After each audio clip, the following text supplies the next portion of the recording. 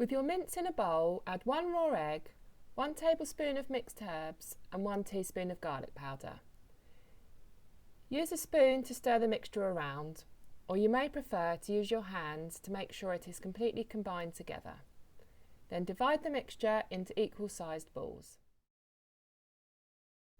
Lightly spray your air fryer basket with a little oil. Place the meatballs in the basket.